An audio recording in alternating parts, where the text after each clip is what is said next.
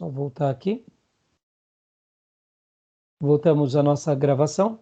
Então, vocês vão ler toda a parte. Eu mando depois no grupo de WhatsApp tanto a descrição da matéria, a quantidade de aulas, as tarefas extras, e possivelmente eu passe um outro trabalho que é alguns livros, ou melhor, vídeos para vocês assistirem. Mas assim, vai seguir mais ou menos como o modelo do outro módulo. Deixa eu mostrar para vocês aqui alguns livros como indicação apenas. O que é uma igreja saudável, de Mark Dever, da editora Fiel. Irmãos, na minha opinião, tá? Na minha opinião, eu amo a editora PES, amo de paixão, sou grato a essa editora, Publicações Evangélicas Selecionadas. Comprem tudo que vocês tiverem da editora PES. Vai ter uma variedade enorme de assuntos e livros de Spurgeon, Martyn Lloyd-Jones. É uma editora puritana. A segunda editora que eu mais amo é a editora Fiel. Bom, como eu sou grato para essas duas editoras. Para mim são as melhores. Aí depois, é óbvio, temos outras grandes editoras. Temos Vida Nova, tínhamos a editora Juep, temos a editora Presbiteriana, temos grandes outras. Mas assim, eu particularmente, sabe, aquelas editoras que temos a Mundo Cristão, temos muitas outras boas, não posso negar. Meu próprio livro que eu fiz, eu fiz como edição minha mesmo, eu editei sem uma editora, até procurei algumas editoras, na época não quiseram, e então eu lancei sem editora. Inclusive estejam orando porque eu devo relançar, né, o livro por essas novas ferramentas tecnológicas aí, a Amazon, tá? Estejam orando por isso. Eu pretendo fazer uma reedição, mas enquanto eu não faço a reedição, eu vou lançar aquele, porque eu não tenho mais o livro físico, né? Acabou. Fiz 1000 cópias, isso tem 10 anos, graças a Deus foram as 1000 cópias, mas assim, meu desejo é fazer uma reedição daquele livro. Foi uma boa experiência aquele livro, né? Não sei se vocês sabiam, pastor Johnny e irmão, 10 anos atrás eu lancei um livro. Eu já mostro para vocês. Sabiam ou não? Te perguntar, não sabia não. Queria Não, ter então, eu sou um péssimo vendedor de livros, viu, pastor Johnny? Tanto é que muitos alunos vão saber do meu livro depois de muito tempo. Deixa eu pegar um aqui. Se eu fosse vendedor de livro, eu estava passando fome. Entendeu? É esse livro aqui. Qual o nome dele? O Triunfo de Judas. Que legal. Baseado na carta, Epístola de Judas. Quando Deus me permitir fazê-lo a nova edição, eu vou tirar Judas, porque parece que muitas pessoas pegam achando que é o Judas Iscariote, sabe? Então eu só vou chamar o Triunfo, um estudo baseado na carta de Judas. Eu vou deixar mais, até para evitar, né? Mas assim, olha, irmãos, eu lancei ele em 2011 na nossa igreja, fiz um relançamento numa igreja de um amigo, e graças a Deus foram 1000 cópias e fico muito feliz. Claro, doei bastante para amigos pastores, mas você talvez ache algum lugar, tipo Mercado Livre, alguma coisa assim, deve ter algum sebo. Eu tive vendo esses dias, parece que tem um livro ou outro só, mas temos na biblioteca da igreja, quem quiser ler depois, mas eu devo lançá-lo pelo Amazon agora. Essas ferramentas novas ajudam. Mas o foco não era nem falar dele. Agora, deixa eu indicar, e como eu dizia, a editora PES e a editora Mundo Cristão, para mim, irmãos, ela foi aquela editora que, eu não sei, eu amo demais. Por exemplo, aqui, irmãos, esse livro aqui, Um Guia Seguro para o Céu. Que pérola é essa? J. Lane. Tudo que para mim é da editora PES, da editora Fiel, é uma coisa inexplicável. É como se fosse um presente de Deus para minha vida. Como eu sou grato por essa editora. Outras indicações, eu só estou passando aqui para apresentar para vocês outro material, A Noiva de Cristo, Charles Windows, né? Renovando a Paixão pela Igreja, fica aí uma recomendação.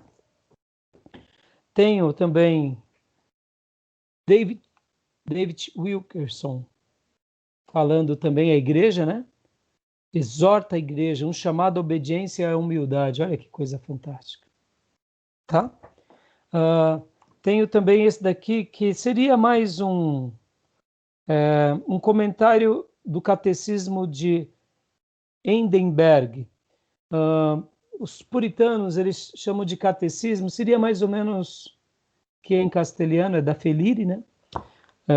Seria mais ou menos como se fosse aulas profundas. Catecismo na linguagem luterana seria, ou na linguagem puritana, seria como se fosse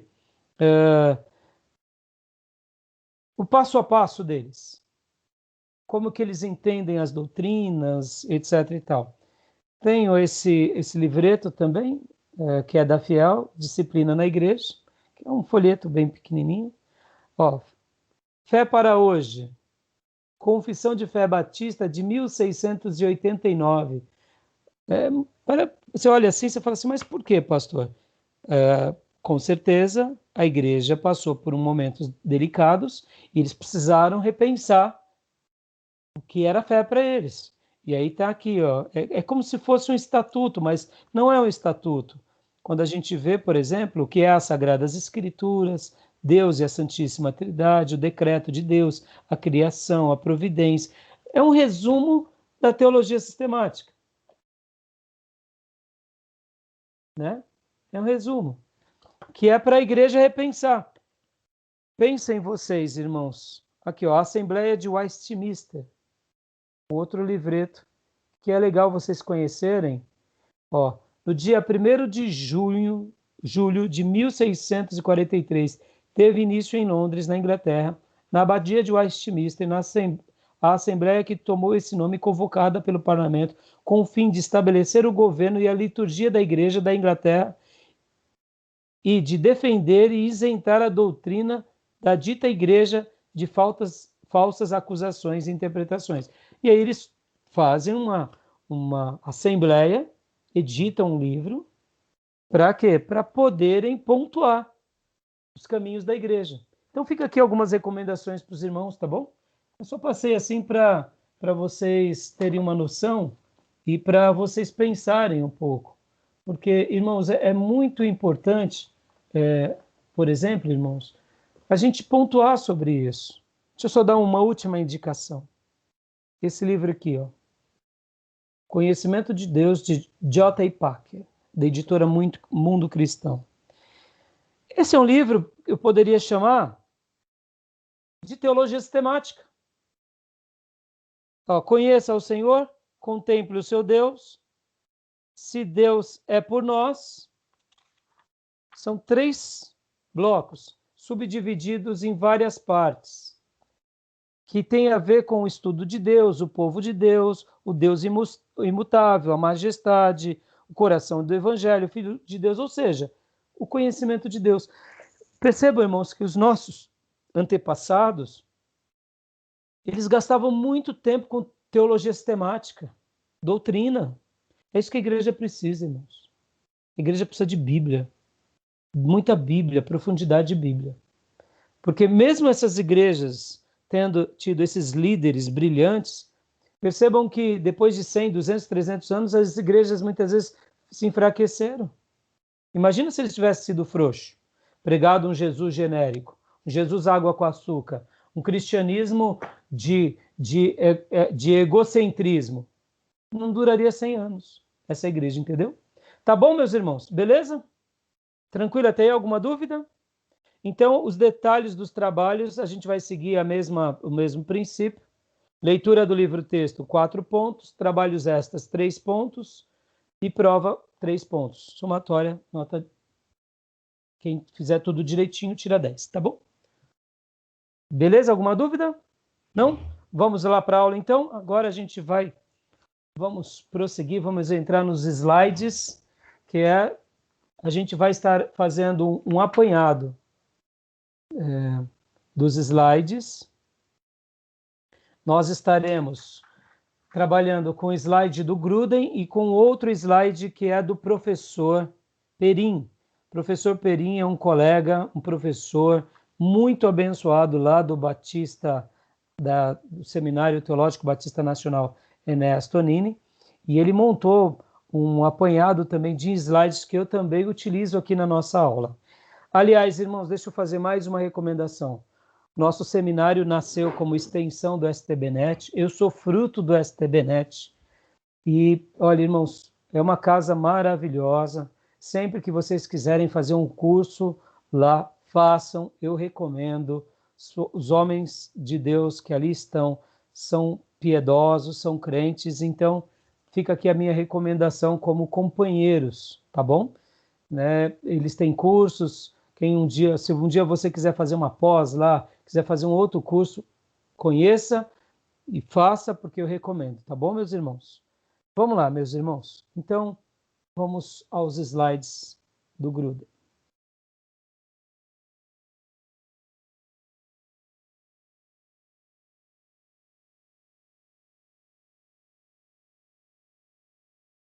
Estão vendo? Sim. Conseguem ver, né? Sim. Ótimo. Então, lá, o livro do Gruden, a estrutura da obra dele. Podem ver que doutrina da igreja é o penúltimo, doutrina do futuro é o último. No nosso programa eu coloquei como último, mas por uma questão de organização. Mas a gente sabe que deixamos sempre para ensinar separadamente, de preferência por último, para facilitar a compreensão dos irmãos. Alguém vai lendo para nós?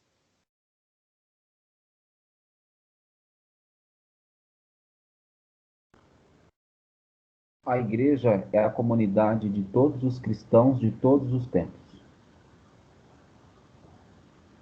A igreja é a comunidade de todos os cristãos.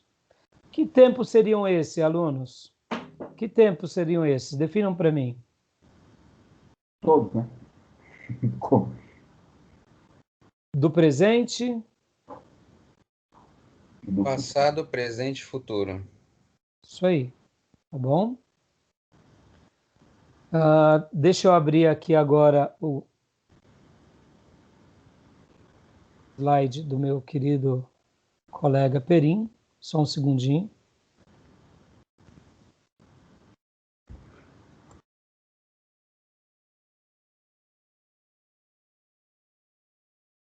Eu quero mostrar para vocês uma outra afirmação.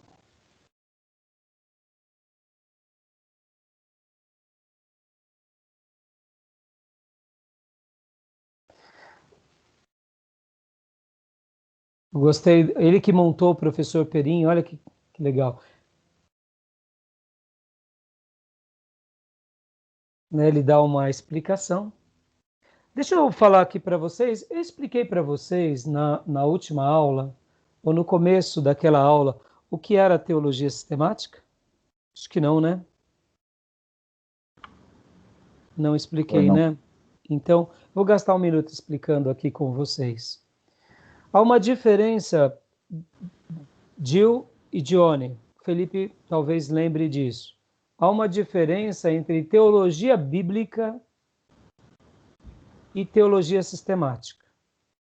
Você consegue lembrar, Felipe, qual é a diferença? Eu lembro que para você e para outras turmas eu já tenho dado. O senhor falou, mas eu não estou lembrado agora da definição correta. Tá. Então, vamos lá. Qual é a diferença da teologia bíblica e da teologia sistemática? São coisas distintas, mas é importante vocês saberem que há uma sutil diferença. Teologia bíblica seria, olha só, quando nós falamos sobre salvação, seria a doutrina apresentada pelas Escrituras da forma em que ela explicita, da forma em que ela é colocado, que ela foi exposta, que ela foi revelada.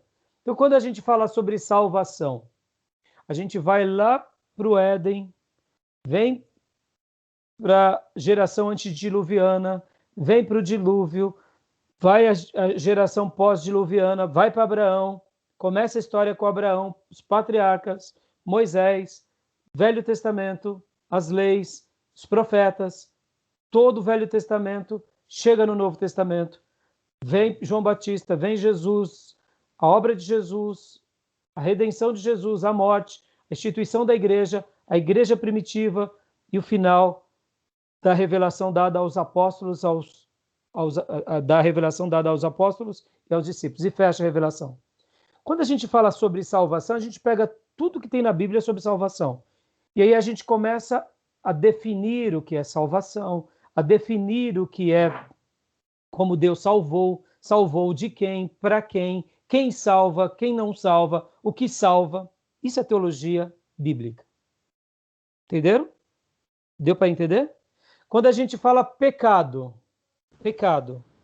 a gente mergulha na teologia bíblica e vai estudar o que é pecado, etimologicamente, teologicamente, e aí a gente aprende o que é... Da temática que tá. Não entendi. É literalmente um apanhado da temática que você quer tratar naquele momento. E aí você mergulha na Bíblia pela Bíblia, tá bom?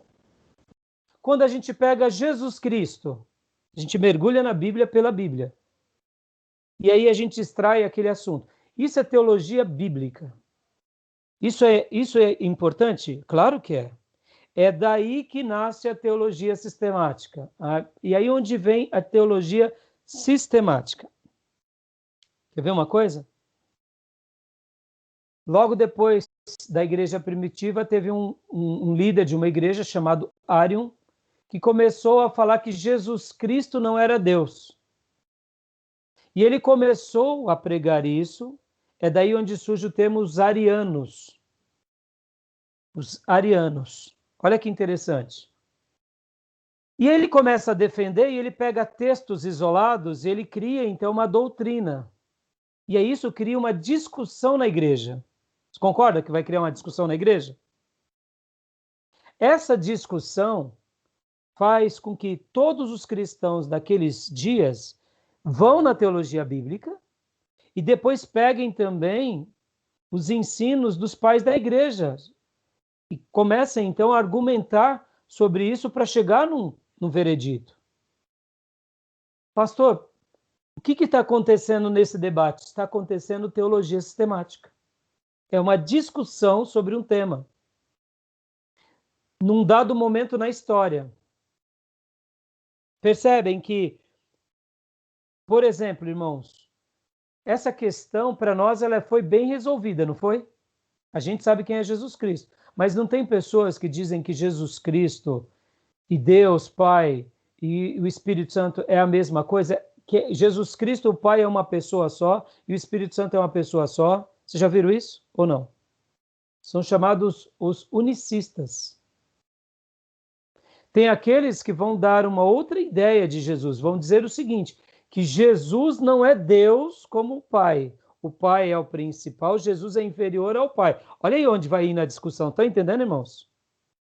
Onde vai ir na discussão? E aí, nessas discussões, vão criando doutrinas. E nessas doutrinas vão nascendo heresias. E é por isso que os pastores se reúnem e pontuam e põem uma pedra, falando, não, vamos ver o que a Bíblia diz. E vamos traçar uma linha. É nesse momento na história que a gente faz teologia sistemática. Quer ver outro exemplo? A palavra trindade. Por que hoje a gente usa a palavra trindade? A gente tem dificuldade com a palavra trindade? Tem? Não. Nenhuma, né? Mas trindade está na Bíblia? Não. Não está. Por que surgiu a expressão trindade? Entenderam? No livro do Gruden, nós temos uma parte que vai falar sobre o credo apostólico. O credo apostólico, irmãos, é uma reunião onde os pais da igreja se reúnem porque estavam tendo muitas heresias e eles fazem o quê? Uma declaração de fé. Creio em Deus Pai Todo-Poderoso, Criador do céu e da terra, e em Jesus Cristo. E aí começa. Então, o credo, o que era o credo naqueles dias? Foi quando os pastores se reuniram e falaram assim, olha, a gente não pode deixar o povo comendo essas porcarias aí não, que senão o povo vai morrer. E nós, pastores, precisamos nos pontuar. A gente precisa ser assertivo. E aí eles foram assertivos e criaram o credo. Então, os concílios que a gente chama da igreja, o primeiro concílio da igreja que a gente tem como fundamentação foi Atos 15. Atos 15 é o primeiro concílio da igreja. E depois, na história da igreja, vão tendo alguns concílios. É interessante isso. E por que surge, por exemplo, o nome Trindade? O nome Trindade sai por causa dessa discussão sobre o Pai não é o Filho não é o Espírito Santo é um vento. O povo estava perdido no meio das heresias. E aí se reúnem os pastores, os teólogos, e eles pontuam e dizem, não, gente, a Trindade é real. Percebam, o nome não é bíblico, mas a ideia é bíblica. Estão entendendo? Então, quando surge o nome Trindade, é teologia sistemática, que é uma discussão na história. Estão entendendo? A teologia bíblica caminha de mãos dadas com a teologia sistemática, mas a teologia sistemática é a resposta daqueles dias que é dado pelo colegiado de pastores e teólogos a um problema que a igreja está enfrentando. Estão entendendo? Então, quando a gente fala que é importante estudar teologia sistemática, o que nós estamos dizendo?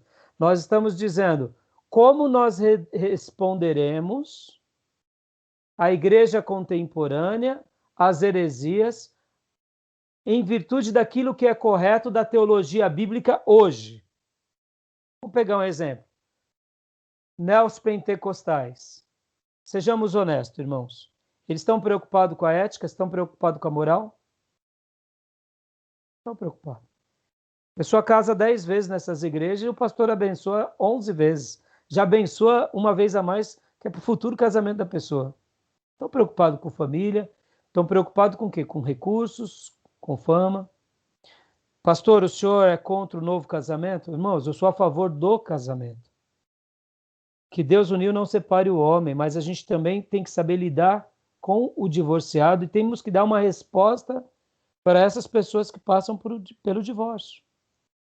Uma coisa que a gente não pode colocar eles dentro da mesma categoria da blasfêmia contra o Espírito Santo. Vocês já notaram que em nome da nossa religiosidade a gente põe uma pessoa que divorcia sob um rótulo de que ele está sobre uma sentença como se ele estivesse blasfemado do Espírito Santo. Vocês já notaram? Irmão, o único pecado imperdoável é a blasfêmia contra o Espírito Santo. O divórcio, a pessoa vai pagar um preço imenso. Para começo de conversa, se ele casar de novo, ele vai ter 2 sogras. Quer 2? Uma só já é o bastante. Entendeu, irmãos? Ele vai ter que ser homem e honrar com a sua ex-família, os seus filhos. Ele não vai poder se omitir. Porque se ele realmente é convertido de verdade, ele vai ter que dar fruto desse arrependimento. Casou de novo, seja o motivo que for, ele vai ter que sustentar os filhos, ser homem. Ô, irmão, o divórcio é o pior negócio, o perdão é sempre o melhor negócio. Eu não sou favorável ao novo casamento, mas a gente tem que dar uma resposta. Temos ou não temos? Então isso é teologia sistemática. Agora, essa frouxidão está certo? Não, está errado. Vocês estão entendendo o que eu quero dizer? A questão das drogas, irmãos. A questão da corrupção. A gente precisa dar uma resposta. O que a gente está fazendo com tudo isso? É teologia sistemática. Deixa eu fazer uma pergunta para vocês aqui, que eu gosto de fazer sempre para os alunos do seminário. Qual é a maior crise da nossa igreja hoje, a nível mundial? Igreja evangélica. O que vocês acham?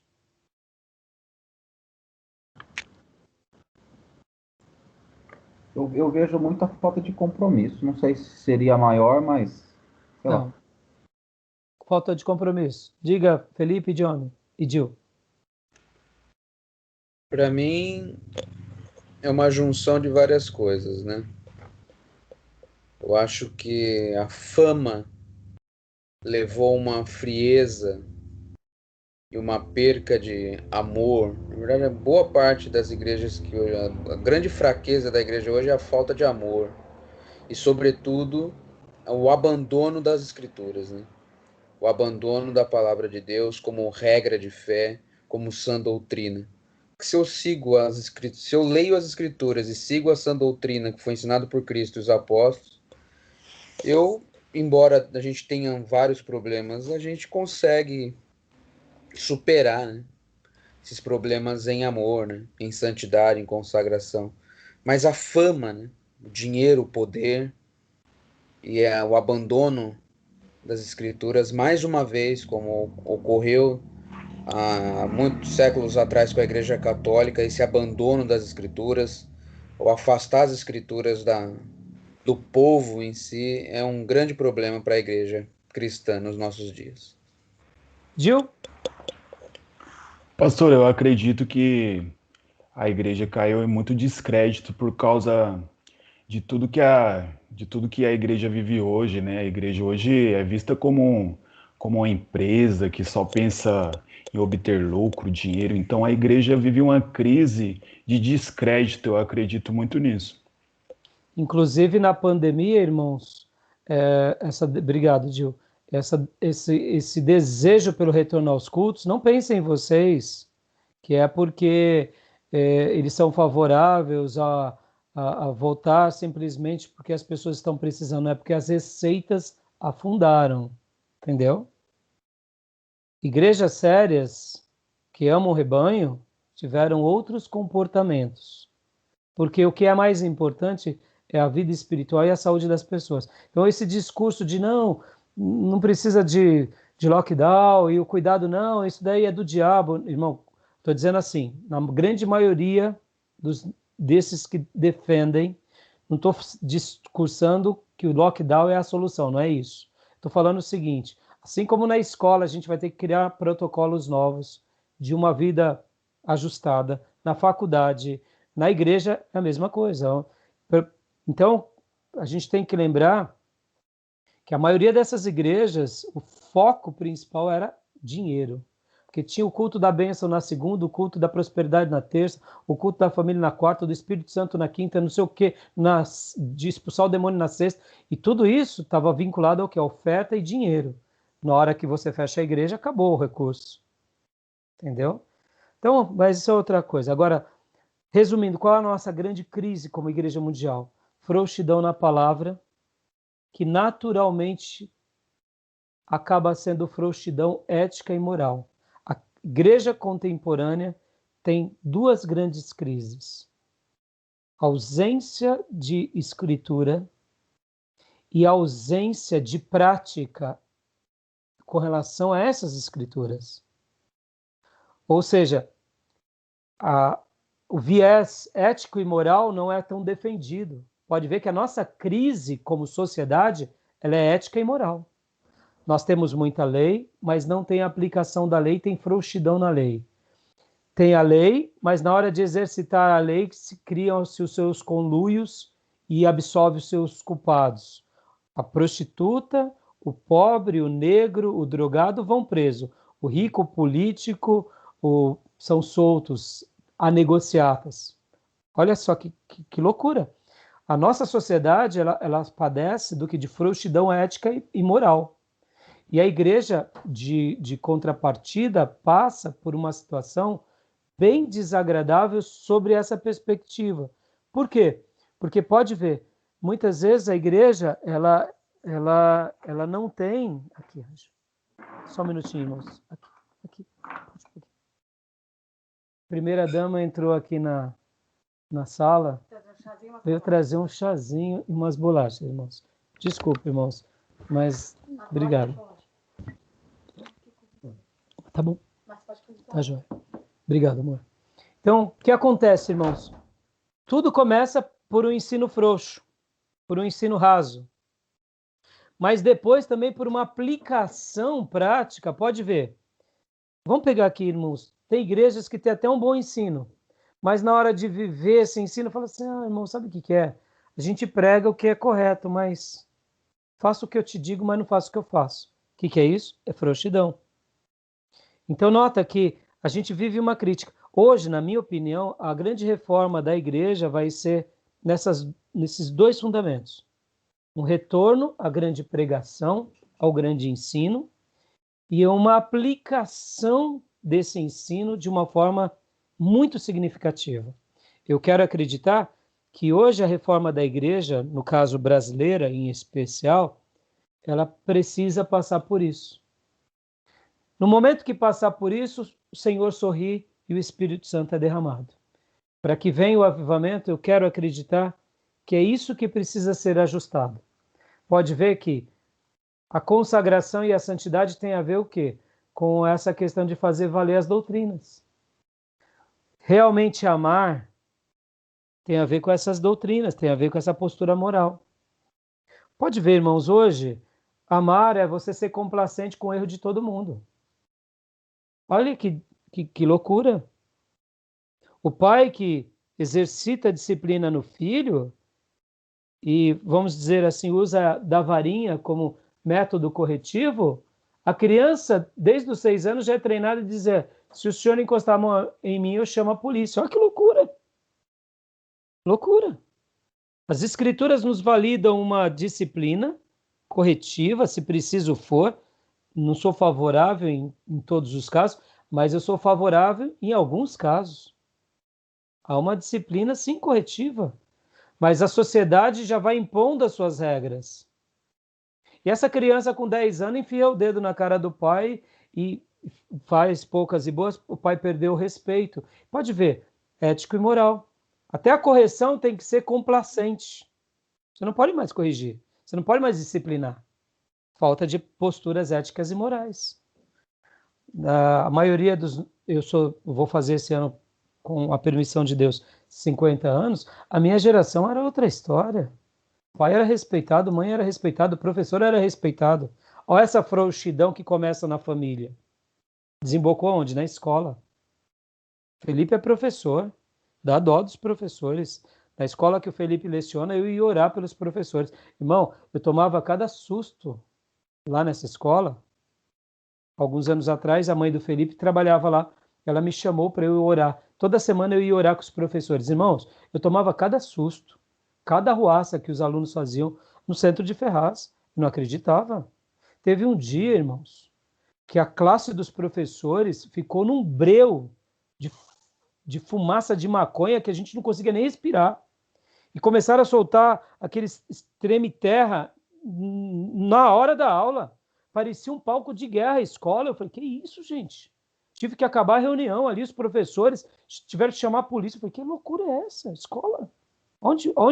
Aonde vai indo essa frouxidão ética e moral? Tudo porque o ensino não tem sido praticado e vivido. Mas tudo começa pelo ensino. E tudo se desemboca. Então, hoje, na minha opinião, a igreja ela precisa passar por uma reforma teológica, teologia sistemática, com valores éticos e morais. Irmãos, aqui me permite, eu sempre gostei muito de estar entre pastores. Eu amo estar entre pastores. Muitas vezes as reuniões pastorais são mais políticas. Não, pastor fulano pecou. Não, mas a gente tem que disciplinar, não pode. Fulano é grande, não pode disciplinar. Olha aí, onde a gente chegou? Então, o que eu quero dizer com isso, irmãos? A gente não pode se deixar valer. A gente tem que levar a disciplina como algo sério, mas a gente precisa realmente fazer essas discussões hoje. E quem vai dar a resposta é a teologia bíblica. Na nossa sociedade contemporânea, pós-moderna. Estão entendendo, irmãos?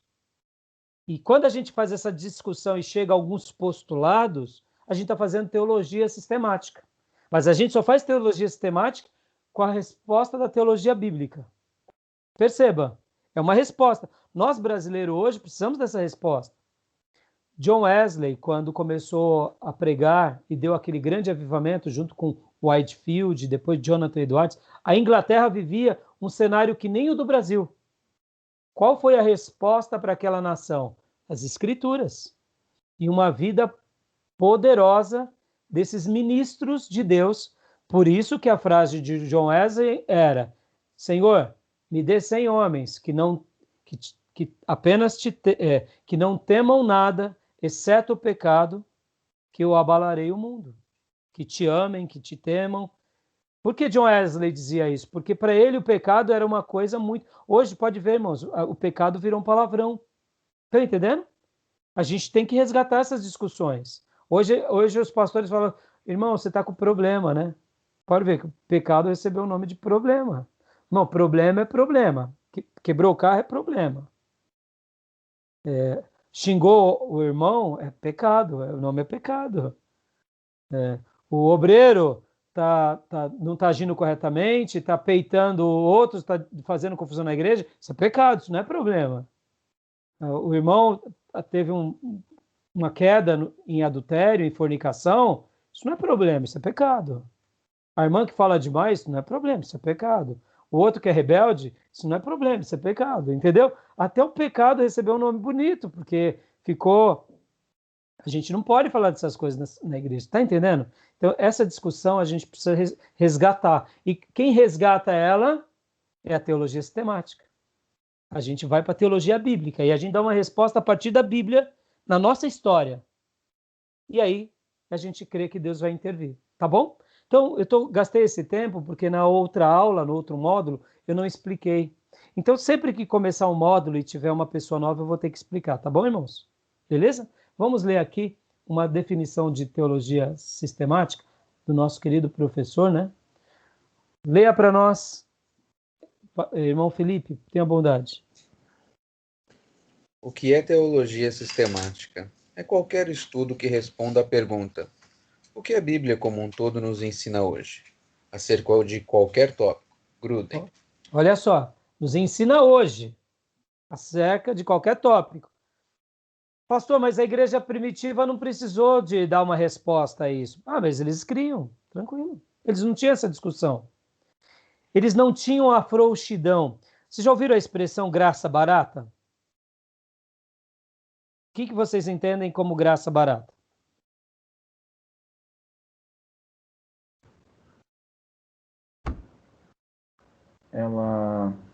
Bom, a graça teve um preço, obviamente, que é o sangue de Cristo derramado. No entanto, a pessoa, ou o receptor, né, aquele que recebe ela, não dá o devido valor. Acredito que seja isso. E como que vive quem pratica a graça barata? De qualquer jeito, né? De qualquer jeito. Dentro da igreja. Negando Peca, a cruz. negando a cruz. Aí quando vai ter uma correção sobre ele fala, mas o Senhor me perdoa. Quem é você para tirar a primeira pedra? Graça barata. Vocês estão entendendo? São bem Aí bíblicos. quem corrige é visto como uma pessoa que não ama. Porque quem foi corrigido diz, está vendo? Se ele me amasse, ele me perdoava. A questão não é perdão, não é ausência de perdão.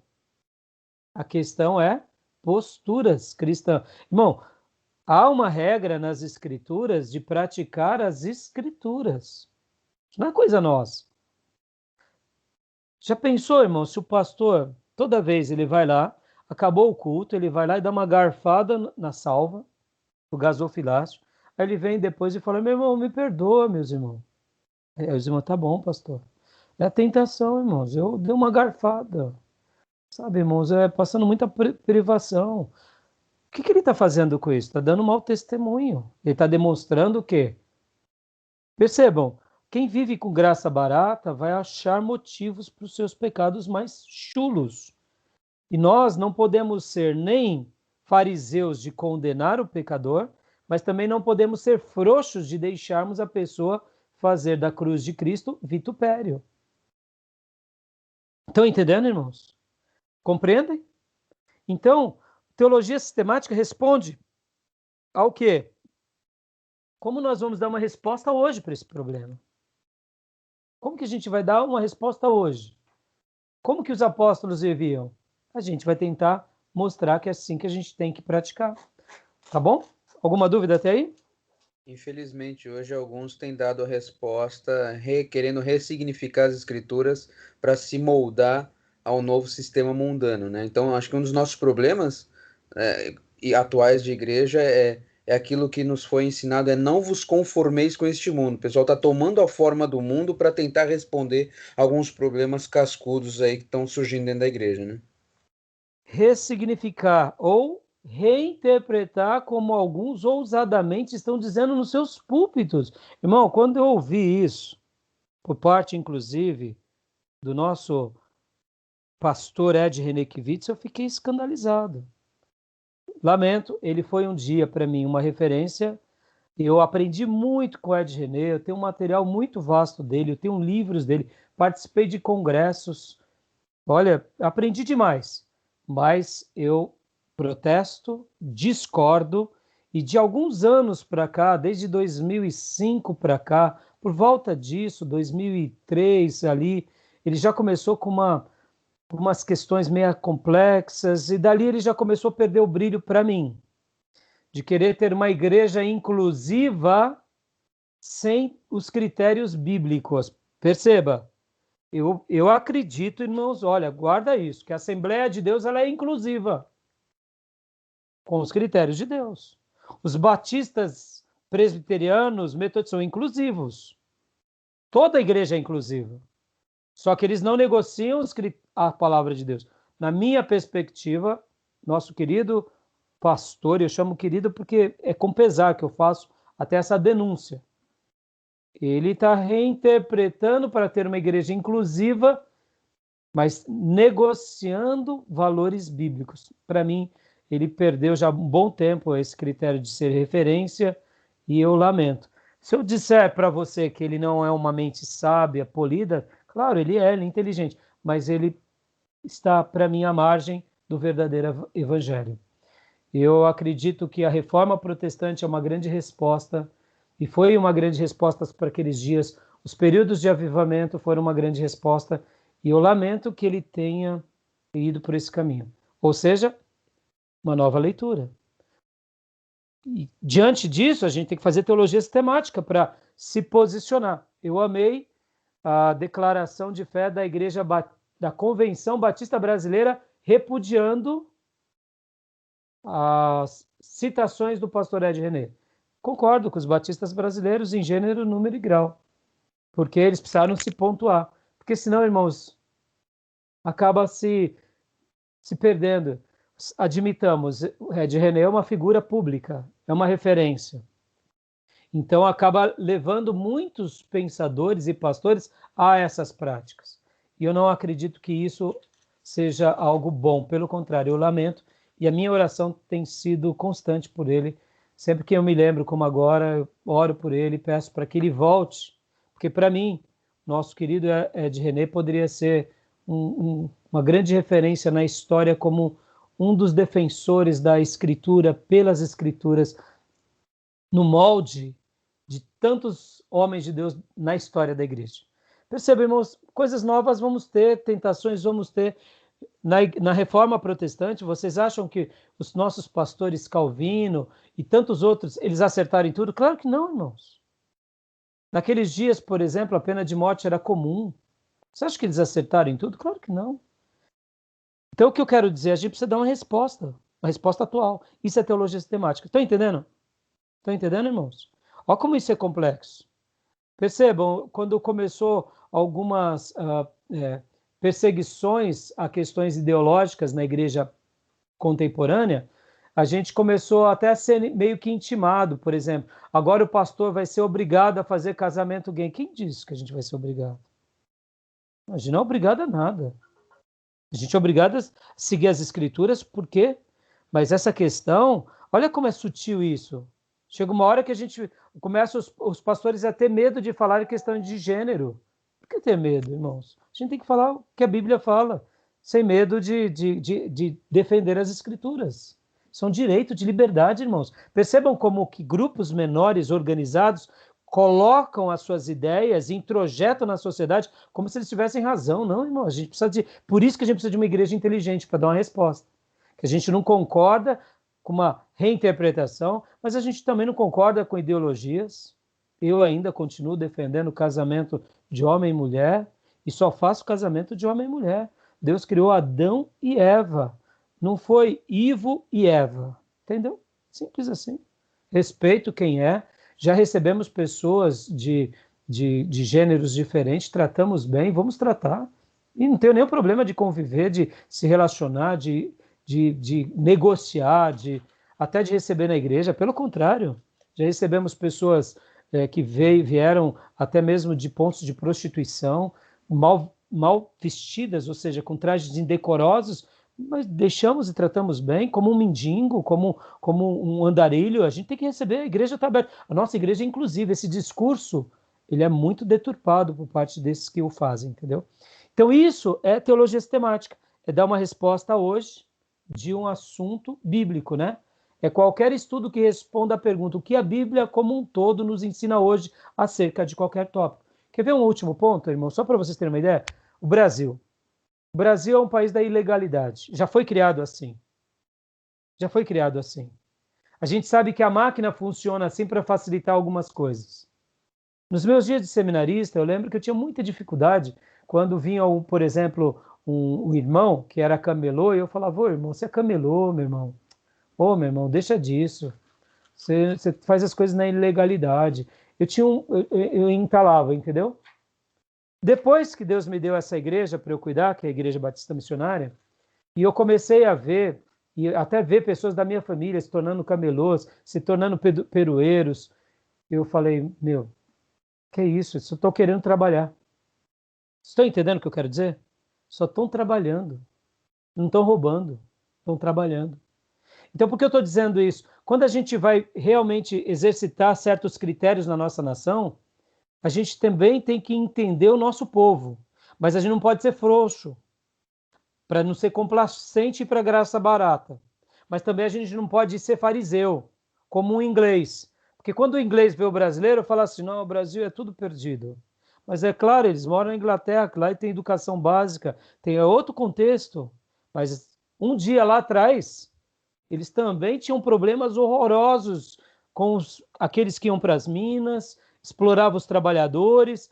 E como que eles exercitavam essa justiça? É onde surge a igreja, onde surgem os sindicatos que vão defender o trabalhador. Ou seja, a igreja tem que criar meios de transformar a sociedade, mas a gente tem que ser compreensivo com o meio. Então, é dar uma resposta hoje. Então, por exemplo, irmão, por que eu estou falando isso? Nosso país, a gente tem que saber conviver com isso sem pecar. É muito difícil. Só o brasileiro sabe do trabalho que é. Por exemplo, outra questão, o povo brasileiro ele gosta de tomar proveito em tudo. Até na bênção de Deus gosta de tomar proveito. Eu diria que o povo brasileiro é um cristão Jacó. Os cristãos jacosados. Jacó é a melhor linguagem para nós, que a gente vai trapaceando, pegando a bênção do irmão, não importa. Vai enganando o pai, pode ver. Pega o irmão da outra igreja, pode ver. Olha como a nossa cultura nos influencia. E a gente precisa dar uma resposta para isso. Ou seja, é o Peniel, é o encontro com Deus. Não tem muito o que fazer. Senão a gente vai pagar um preço, porque no mundo dos Jacós, Deus manda quem? Deus manda o sogro. Lembra o sogro de Jacó? Como que era o nome dele? Labão, né? Labão. Labão. No mundo dos Jacós, Deus não nos deixa viver jacosado. Os servos de Deus que vivem como Jacó, Deus manda os Labão para ajustar a nossa vida. E detalhe, ainda manda uma Raquel e uma Lia de lambuja. E alguns filhos para nos consertar. Pode ver que a história de Jacó, ele colhe o fruto do pecado dele. Agora, sejamos honestos, irmãos. Nosso povo brasileiro evangélico, a grande maioria, não vamos generalizar, não é muito jacosado? Muito jacosado. Precisa de dar uma resposta de teologia sistemática. E que Deus nos ajude nessa hora a poder sermos, quem sabe, vozes nessa hora. Porque não é fácil. Porque mesmo quando a gente acha que está acertando, a gente está errando. Porque tem hora que a gente não enxerga os nossos erros, porque faz parte do nosso meio. Quer ver um outro exemplo, irmãos? Mais um, eu estou gastando aqui para sedimentar o que é teologia sistemática. Mais um exemplo.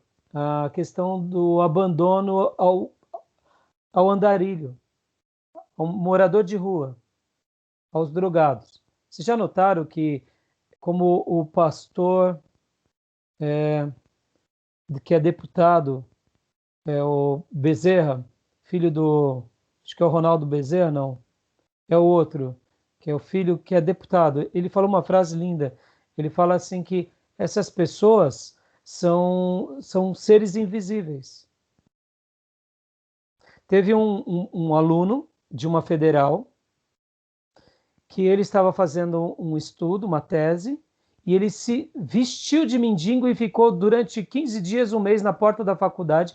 Nenhum dos amigos dele descobriram que era ele. Ele ficava todos os dias lá, pedindo comida, tal, ficou barbudo. Ninguém descobriu que era ele. Aí ele defendeu a tese, acho que era um aluno de psicologia, se não me falha a memória, é isso, os seres invisíveis da nossa sociedade. Perceba, irmãos, a gente convive com as pessoas que vivem debaixo dos viadutos, nas ruas, pedindo, viraram seres invisíveis. E a gente precisa dar uma resposta. Pode ver, a gente fica meio, a gente não se sente, no começo a gente se sentia mais sensibilizado, agora não. Então, Deus restaura isso. A gente não se sensibiliza por quê? Porque virou algo comum, tem bastante. Mas e aí? Como que Deus está pensando agora? Por isso que a nossa igreja, ela não deve ser uma frente de social, mas ela tem que ter trabalhos sociais. E que Deus nos ajude nessa caminhada e nesse despertamento.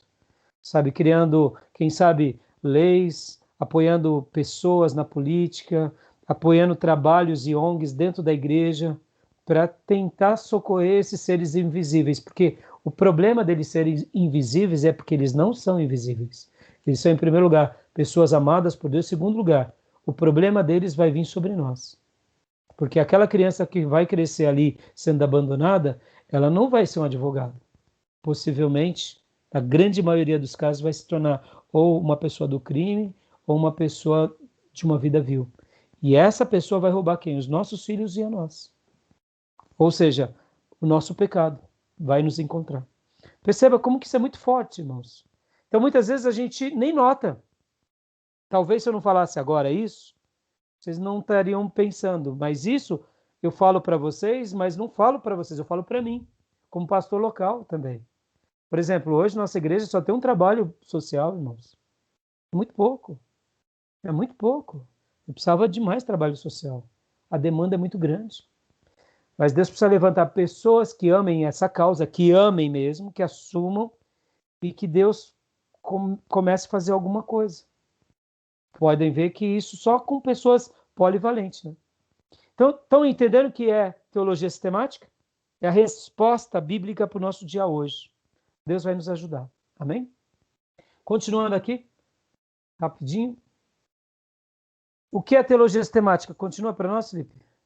Embora não tenham surgido nuances significativas na abordagem teológica através dos séculos, a preocupação evangélica é simplesmente investigar o que a Bíblia diz sobre determinado assunto e juntar tudo, formando algum tipo de todo coerente.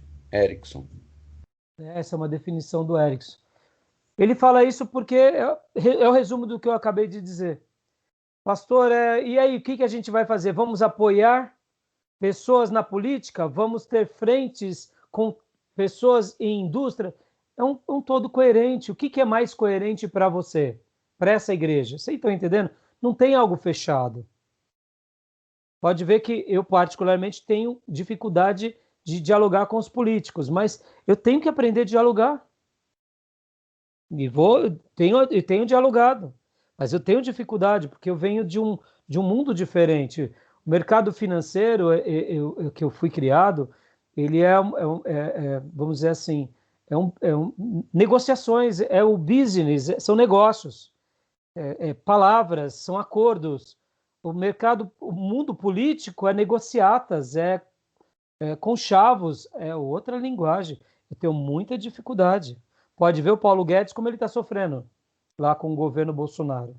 Porque ele vem do mundo financeiro, é outra coisa. Lá você compra, você vende, você deu lucro, ótimo, não deu, você entrega. Na política é outra demanda. E ainda bem que ele é um homem que tem um coração voltado à causa social. Porque senão, irmãos, Bolsonaro estava perdido. Estava mesmo. Por causa que, graças a Deus, na minha opinião, em minha oração, faça do nosso Paulo Guedes um José do Egito. Sabe, irmãos? Esse é o meu pedido a Deus.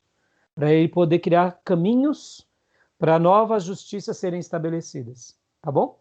Continuando aqui rapidinho, irmãos.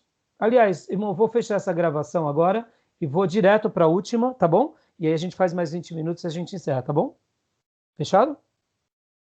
Querem... Deixa eu só parar a gravação aqui.